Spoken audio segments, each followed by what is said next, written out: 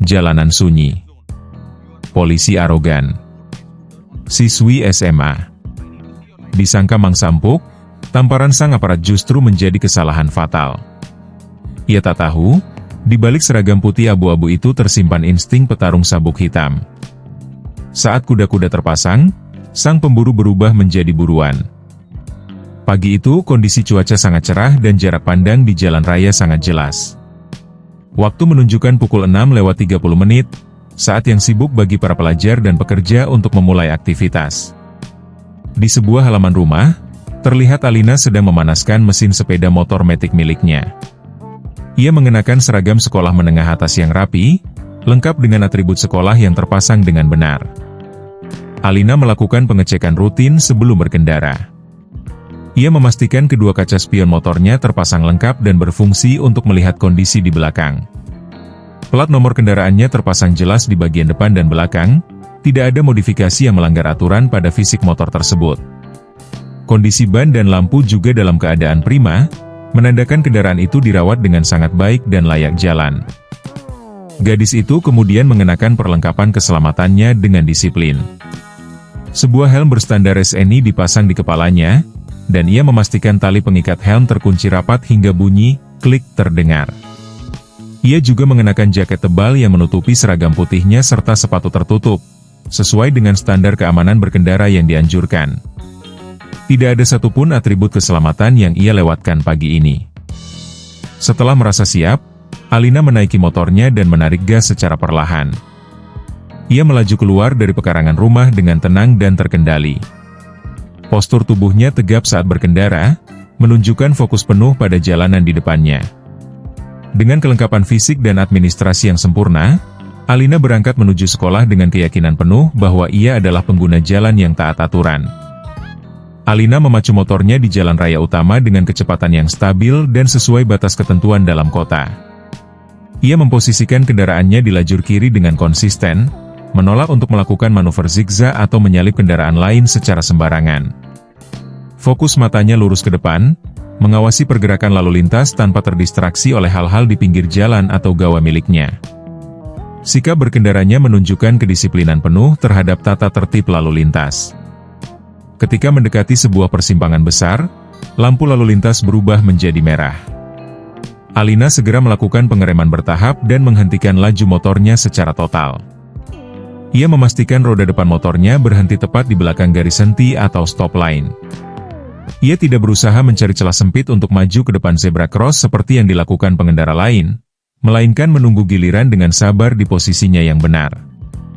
Sesaat setelah lampu hijau menyala dan ia melanjutkan perjalanan, Alina bersiap untuk berbelok menuju jalan yang lebih kecil. Jauh sebelum mencapai titik belokan, ia telah mengaktifkan lampu sein sebagai tanda isyarat bagi pengendara di belakangnya. Ia memeriksa spion sekilas untuk memastikan keamanan, lalu mengarahkan motornya berbelok dengan gerakan yang halus namun pasti. Tidak ada keraguan dalam setiap keputusannya di jalan raya. Di sepanjang perjalanan tersebut, suasana hati Alina terlihat sangat tenang. Di balik helm yang tertutup, terdengar ia bersenandung pelan mengikuti irama lagu yang ia ingat. Ia menikmati perjalanan paginya tanpa rasa buru-buru atau gelisah. Ketenangan ini membuatnya tetap waspada namun rileks, mengendalikan kendaraan dengan emosi yang stabil menuju tujuan akhirnya. Alina mengarahkan motornya memasuki sebuah jalan alternatif untuk memangkas waktu tempuh menuju sekolah. Jalan pintas ini memiliki karakteristik yang berbeda dengan jalan protokol sebelumnya, karena kondisinya jauh lebih lengang dari lalu lintas umum. Di sepanjang jalur ini, aktivitas warga terlihat minim dan suasana sangat sepi. Kiri dan kanan jalan didominasi oleh pepohonan besar yang rimbun, menciptakan area yang tertutup dari pandangan keramaian kota. Tanpa peringatan apapun, sesosok pria berseragam polisi muncul secara mendadak dari balik batang pohon besar di sisi jalan. Kemunculannya sangat tiba-tiba dan tidak didahului oleh papan pemberitahuan adanya razia atau pemeriksaan resmi. Petugas tersebut langsung melangkah ke tengah badan jalan, memblokir jalur lintasan yang sedang dilalui oleh Alina. Posisinya yang berdiri tepat di tengah aspal memaksa kendaraan yang lewat untuk membatalkan lajunya. Polisi yang menghadang tersebut memiliki postur tubuh yang besar dan tinggi, jauh melampaui ukuran tubuh Alina. Penampilannya terlihat keras, dengan ekspresi wajah yang masam dan sama sekali tidak bersahabat. Tidak ada senyum atau gestur pelayanan masyarakat yang ia tunjukkan. Wajahnya menyiratkan kekakuan dan arogansi, seolah ia sedang menunggu mangsa untuk melampiaskan otoritasnya di jalan yang sepi itu. Dengan gerakan tangan yang kasar dan menyentak, polisi itu memberi isyarat berhenti. Perintah tersebut diberikan dalam jarak yang sangat dekat, memaksa Alina untuk menekan tuas rem dalam-dalam secara mendadak. Motor metik itu berhenti seketika dengan sedikit guncangan tepat di hadapan sang polisi. Situasi perjalanan yang sebelumnya lancar kini terhenti total, digantikan oleh konfrontasi langsung dengan aparat di tengah jalan yang sunyi. Polisi tersebut melangkah mendekati posisi motor Alina tanpa melakukan prosedur standar kepolisian. Ia sama sekali tidak memberikan hormat ataupun salam pembuka kepada pengendara yang ia hentikan. Wajahnya tetap kaku dan dingin, tanpa menunjukkan sedikitpun keramahan atau senyum. Tidak ada upaya dari petugas tersebut untuk membangun komunikasi yang sopan di awal interaksi. Tanpa memperkenalkan diri atau memberitahukan kesalahan yang terjadi, oknum tersebut langsung menadahkan tangannya dengan kasar tepat di depan wajah Alina. Ia menuntut agar surat-surat kelengkapan berkendara diserahkan saat itu juga. Permintaan tersebut tidak disampaikan sebagai himbauan pemeriksaan, melainkan sebagai perintah sepihak yang memaksa. Nada bicara yang keluar dari mulut polisi itu terdengar sangat keras dan membentak. Volume suaranya tinggi, seolah sengaja digunakan untuk menekan mental lawan bicaranya. Ia berbicara dengan intonasi penuh amarah dan ketidaksabaran, mengabaikan etika berbicara antara petugas negara dengan warga sipil. Suara bentakannya mendominasi suasana jalan yang sepi itu. Perlakuan polisi tersebut terhadap Alina sangat tidak proporsional. Ia memperlakukan gadis berseragam sekolah itu seolah-olah ia adalah seorang buronan atau penjahat kelas kakap yang berbahaya. Tatapan matanya penuh intimidasi dan kecurigaan berlebihan, meniadakan fakta bahwa yang ia hadapi hanyalah seorang pelajar perempuan yang sedang dalam perjalanan menuju sekolah. Alina merespons tekanan verbal dari petugas tersebut dengan ketenangan yang terkendali. Ia tidak menunjukkan tanda-tanda kepanikan atau rasa takut sedikit pun di wajahnya. Dengan gerakan tangan yang stabil, ia membuka tas dan mengeluarkan dompet untuk mengambil dokumen yang diminta. Tanpa ragu, Alina menyerahkan surat tanda nomor kendaraan, STNK, dan surat izin mengemudi, SIM, C miliknya langsung ke tangan polisi itu.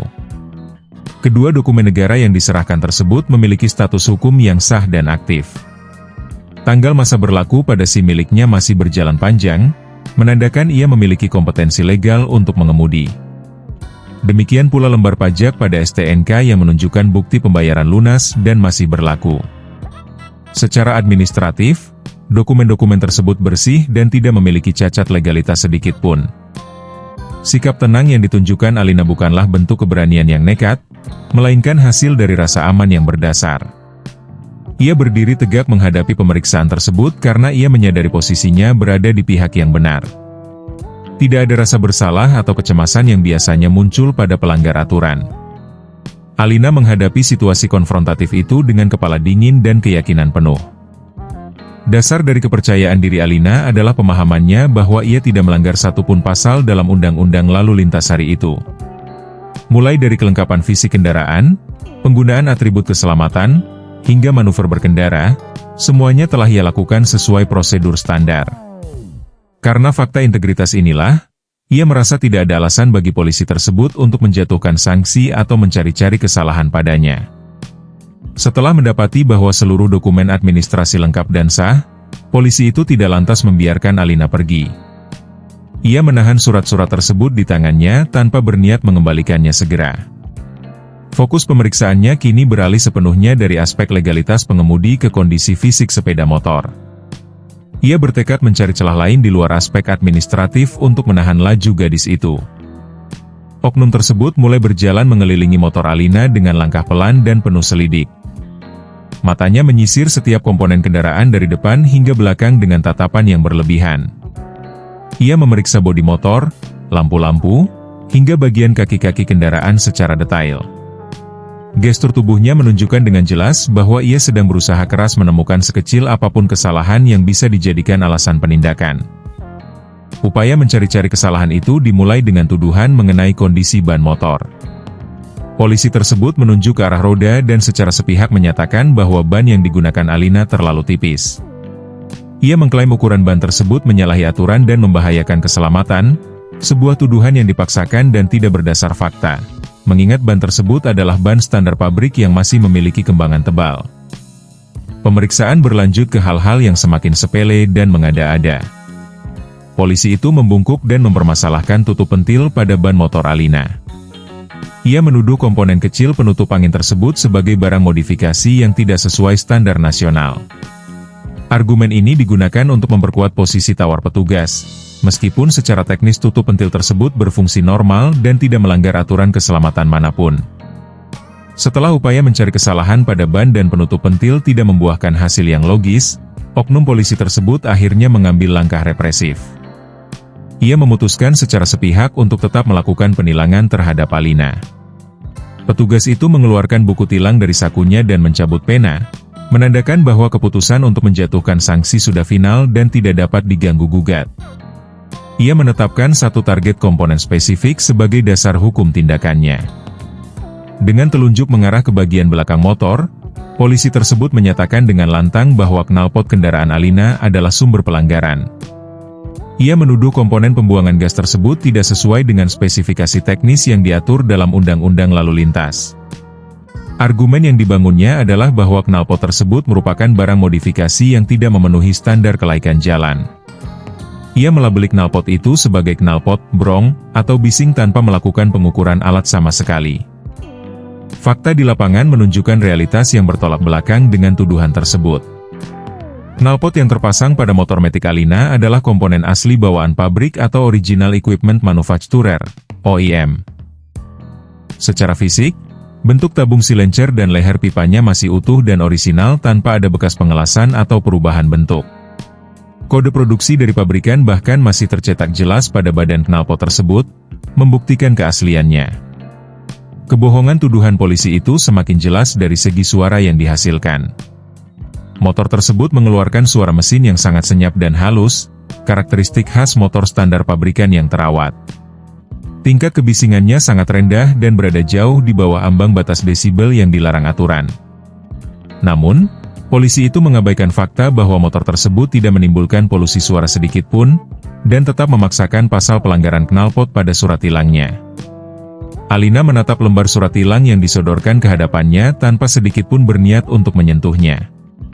Ia mengambil keputusan tegas untuk tidak membubuhkan tanda tangannya pada dokumen sanksi tersebut.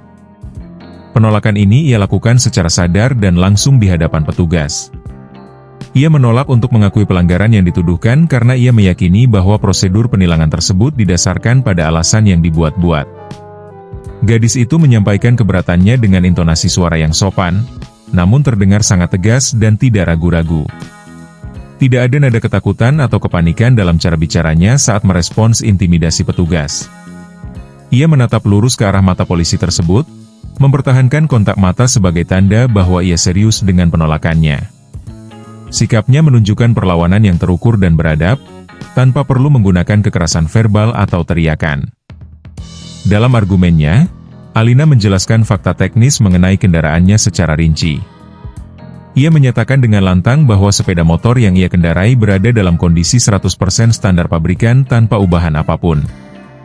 Ia menegaskan bahwa seluruh komponen yang terpasang, mulai dari mesin hingga sistem pembuangan gas, adalah komponen asli yang dipasang oleh produsen resmi.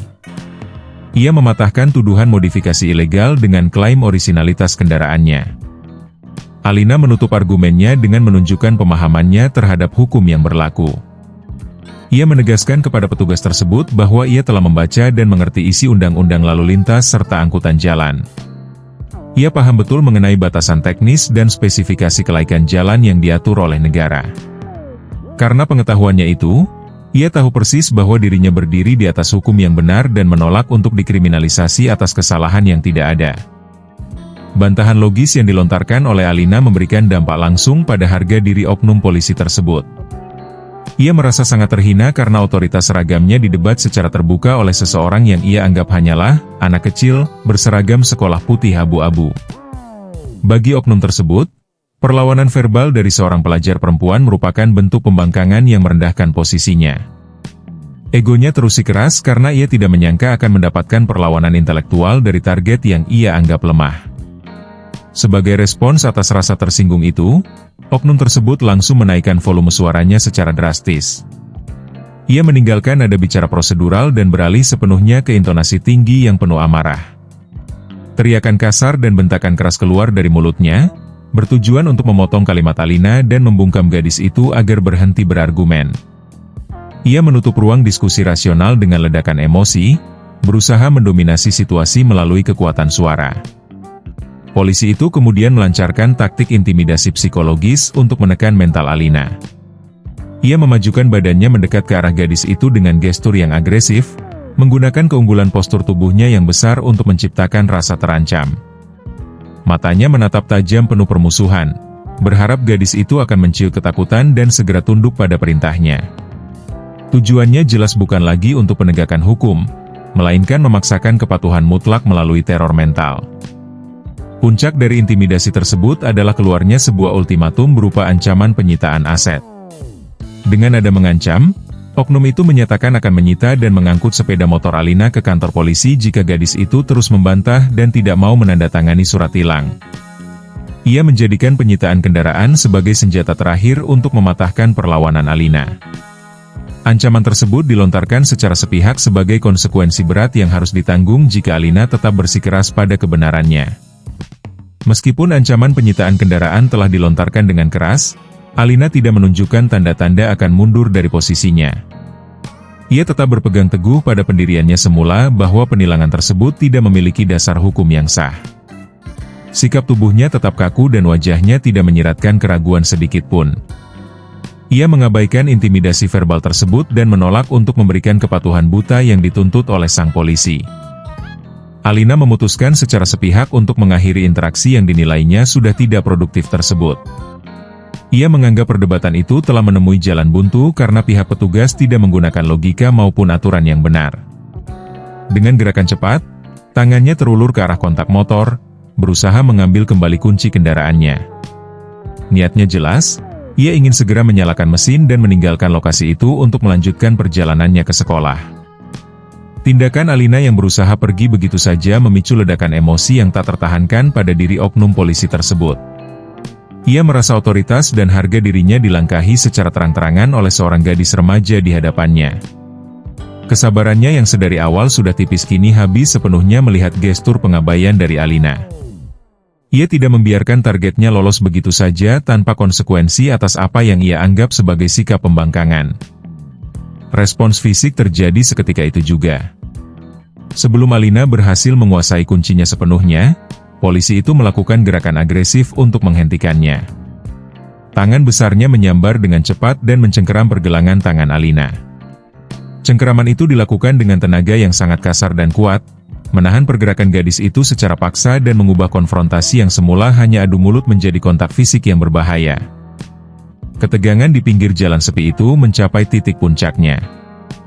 Alina tidak tinggal diam saat kemerdekaan fisiknya dilanggar melalui cengkeraman kasar tersebut. Ia melakukan gerakan perlawanan spontan dengan menarik tangannya sekuat tenaga. Tubuhnya meronta keras, berusaha melepaskan diri dari kuncian jari-jari besar polisi itu. Ia memberontak secara fisik, menolak disentuh secara paksa oleh aparat yang bertindak di luar batas kewenangannya. Gerakan perlawanan Alina yang tak terduga itu memicu hilangnya kendali diri sang polisi secara total. Melihat korbannya berani melawan balik secara fisik, akal sehat petugas itu tertutup sepenuhnya oleh amarah. Ia tidak lagi melihat situasi tersebut sebagai prosedur penilangan, melainkan sebuah pertarungan ego. Emosinya meledak tak terkendali, mengubahnya dari penegak hukum menjadi agresor yang berbahaya. Tanpa aba-aba, tangan bebas oknum polisi tersebut mengayun cepat dengan tenaga penuh. Sebuah tamparan keras mendarat telak di pipi Alina. Bunyi hantaman telapak tangan yang kasar beradu dengan wajah gadis itu terdengar nyaring, memecah kesunyian di lokasi tersebut. Pukulan itu dilakukan tanpa keraguan sedikit pun, sebuah serangan fisik langsung yang ditujukan untuk menyakiti dan menundukkan targetnya. Dampak dari benturan keras itu membuat keseimbangan tubuh Alina goyah seketika. Gadis itu terhuyung mundur beberapa langkah menjauhi motornya, kakinya berjuang menahan beban agar tidak jatuh tersungkur ke aspal. Kerasnya tamparan tersebut bahkan membuat helm yang terpasang di kepalanya bergeser paksa hingga posisinya menjadi miring. Alina berdiri terpaku sejenak, menerima kenyataan bahwa ia baru saja dipukul oleh seorang polisi. Setelah insiden pemukulan tersebut, suasana di lokasi kejadian berubah menjadi hening seketika. Tidak ada suara teriakan histeris atau tangisan ketakutan yang keluar dari mulut Alina, respon yang mungkin diharapkan oleh polisi tersebut dari seorang gadis remaja. Alina berdiri tegak di posisinya, mengendalikan napasnya dengan sangat teratur. Wajahnya tetap kering tanpa air mata, menunjukkan ketahanan mental yang luar biasa di bawah tekanan fisik dan psikologis yang berat. Alina kemudian menggerakkan kedua tangannya ke arah kepala dengan tenang. Ia memegang sisi helmnya yang miring akibat tamparan keras tadi, lalu memutarnya kembali ke posisi semula yang lurus dan presisi. Setelah memastikan pelindung kepalanya terpasang sempurna, ia mengangkat wajahnya. Matanya menatap langsung ke arah mata oknum polisi tersebut. Tatapan itu bukan tatapan kemarahan buta, melainkan tatapan fokus yang sangat tajam dan penuh perhitungan. Tanpa mengucapkan sepatah kata pun, Alina mengubah postur berdirinya secara drastis. Ia menarik kaki kanannya mundur satu langkah lebar ke belakang, sementara lutut kakinya sedikit ditekuk untuk menurunkan pusat gravitasi tubuh. Kedua tangannya naik ke depan dada dengan kepalan yang kuat, membentuk pertahanan yang rapat. Kakinya menapak kuat di aspal, membentuk kuda-kuda yang sangat kokoh dan stabil, menandakan kesiapan penuh untuk menghadapi serangan lanjutan. Sikap tubuh yang sempurna ini mengungkap identitas asli Alina yang tersembunyi di balik seragam sekolahnya. Ia bukanlah sekadar pelajar biasa, melainkan seorang atlet bela diri yang terlatih secara profesional. Gerakan refleks dan kuda-kuda yang ia tunjukkan adalah hasil dari latihan bertahun-tahun. Alina adalah seorang praktisi karate pemegang sabuk hitam dan satu. Insting bertarungnya kini telah aktif sepenuhnya untuk merespons ancaman fisik di hadapannya. Melihat kuda-kuda bertarung yang dipasang oleh Alina, emosi oknum polisi itu justru semakin memuncak. Ia mengartikan sikap pertahanan diri gadis itu sebagai sebuah tantangan terbuka terhadap otoritasnya. Karena merasa diremehkan, ia memutuskan untuk kembali melakukan kekerasan fisik. Tangan kanannya mengepal kuat dan ia melayangkan pukulan lurus yang bertenaga ke arah wajah Alina, berniat untuk melumpuhkan perlawanan gadis itu seketika. Alina merespons ancaman tersebut dengan ketenangan seorang atlet. Ia tidak memejamkan mata atau mundur ketakutan saat kepalan tangan lawan mendekat. Dengan refleks yang sangat cepat, ia melakukan gerakan tangkisan atas atau AGUK. Lengan bawahnya menyentak keras ke arah atas, menabrak dan membelokkan lintasan pukulan polisi tersebut hingga meleset sepenuhnya dari sasaran. Pertahanan itu dilakukan dengan teknik yang solid dan bertenaga. Celah pertahanan polisi yang terbuka lebar akibat tangkisan tersebut langsung dimanfaatkan oleh Alina. Tanpa memberikan jeda sedikit pun, ia memutar pinggulnya untuk mengambil momentum serangan balasan. Kaki kanannya melesat cepat membelah udara, membentuk lintasan setengah lingkaran yang presisi. Ia melepaskan teknik tendangan memutar atau mawashigiri dengan kekuatan penuh ke arah tubuh lawannya. Serangan kaki tersebut mendarat telak di bagian rusuk kanan polisi itu tanpa bisa dihindari. Suara benturan fisik terdengar jelas saat punggung kaki Alina menghantam sasaran vital tersebut. Kekuatan ledak dari tendangan itu tersalurkan sempurna ke titik lemah di sisi tubuh sang polisi. Hantaman keras ini seketika menghentikan agresivitas oknum tersebut, mengguncang keseimbangan tubuhnya yang besar secara drastis. Akibat hantaman keras pada bagian rusuknya, polisi berbadan besar itu langsung mengerang kesakitan. Wajahnya menyeringai menahan nyeri yang menusuk, sementara tangannya secara refleks memegangi sisi tubuh yang menjadi sasaran tendangan tadi. Meskipun kondisinya sudah goyah, ia masih memaksakan diri untuk mencoba kembali ke posisi tegak. Egonya yang tinggi membuatnya menolak untuk tunduk di hadapan seorang siswi sekolah, dan ia berusaha mengumpulkan sisa tenaganya untuk melakukan serangan balik. Alina tidak memberikan jeda sedikit pun bagi lawannya untuk memulihkan keseimbangan atau menarik napas. Melihat pertahanan lawan yang terbuka dan tumpuan kakinya yang tidak stabil, ia segera mengambil inisiatif serangan lanjutan. Dengan kecepatan tinggi, ia merendahkan posisi badannya dan bergerak mendekat ke arah kaki lawan. Ia menargetkan titik tumpu polisi tersebut untuk mengakhiri perlawanan secara total dan efisien. Tanpa keraguan, Alina melancarkan teknik sapuan kaki atau ashibarai. Kaki kanannya menyabit deras mengenai pergelangan kaki polisi tersebut tepat di momen yang krusial. Gerakan menyapu yang dilakukan dengan timing sempurna itu seketika menghilangkan pijakan oknum polisi tersebut. Kaki tumpuannya terangkat paksa dari aspal, menyebabkan seluruh berat badannya kehilangan penopang dalam sekejap mata.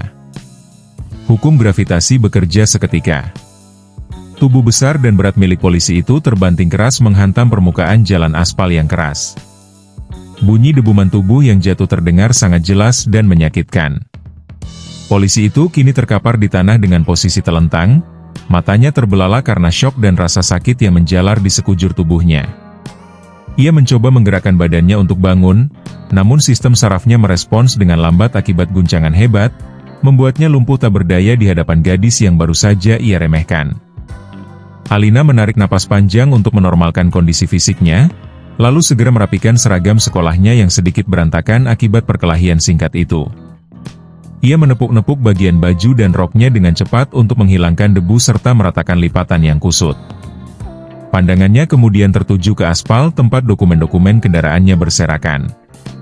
Dengan tenang, ia membungkuk dan memungut STNK serta SIM miliknya, lalu membersihkan kotoran debu yang menempel pada dokumen-dokumen negara tersebut. Setelah memastikan surat-suratnya bersih, gadis itu menyimpannya kembali ke dalam dompet dengan rapi dan aman. Ia berjalan menuju sepeda motornya yang terparkir tidak jauh dari titik perkelahian. Tanpa membuang waktu, Alina menaiki kendaraannya dan memosisikan duduknya senyaman mungkin. Ia memutar kunci kontak dan menyalakan mesin motor, bersiap untuk melanjutkan perjalanan yang sempat tertunda, seolah gangguan tersebut hanyalah hambatan kecil yang tidak berarti. Di sisi jalan, oknum polisi berbadan besar itu masih tergeletak tak berdaya sambil memegangi tubuhnya yang kesakitan akibat bantingan keras. Suara erangan nyeri masih terdengar jelas dari mulutnya, namun ia sama sekali tidak memiliki tenaga untuk bangkit apalagi melakukan pengejaran. Alina tidak menunjukkan gestur simpati sedikit pun dan tidak berniat menolong petugas yang telah menyalahgunakan wewenang itu. Ia membiarkan polisi arogan tersebut menanggung konsekuensi fisiknya sendirian di pinggir jalan. Alina menarik tuas gas motornya dan melaju meninggalkan lokasi kejadian dengan kecepatan stabil menuju sekolah. Ekspresi wajahnya kembali datar dan fokus, melanjutkan rutinitas paginya seakan tidak pernah terjadi insiden kekerasan beberapa menit yang lalu. Sementara itu, beberapa warga yang kebetulan melintas mulai berhenti dan berkerumun di lokasi. Mereka mengeluarkan ponsel pintar dan mulai merekam kondisi polisi yang terkapar itu, mengabadikan bukti kejadian yang baru saja berakhir.